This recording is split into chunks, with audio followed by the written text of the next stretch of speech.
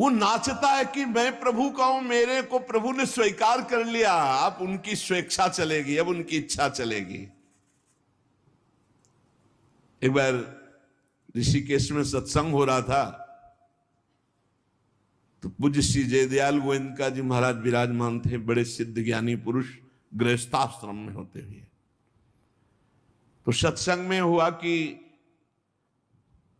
सबकी मन की चाही थोड़ी हो जाएगी, होता है प्राय। तो उन्होंने कहा कि मेरे तो मन की चाही ही होती है।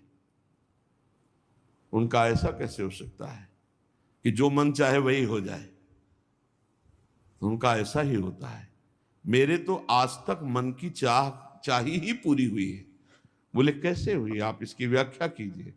तो उनका मैंने मन और चाह दोनों हरि को दे दी, तो अब जो होता हरि की इच्छा से होता, मुझे कोई परेशानी ही नहीं। हर चाह हर इच्छा उनकी, हमारी उनकी, कोई अंतर नहीं। श्रीमद चतुरासी जी, जोई जोई प्यारो करे सोई मोहि भाव, ये शरणागत का।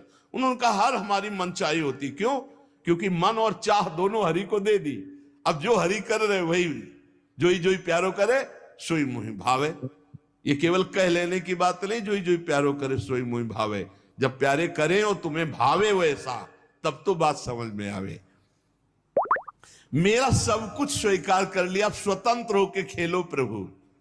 अब आपके लिए हमारी कोई शिकवा शिकायत नहीं।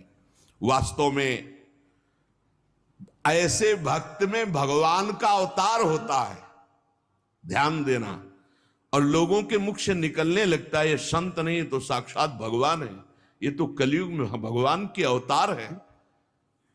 क्यों? क्योंकि भगवान उनके हृदय पर आ गए। क्यों?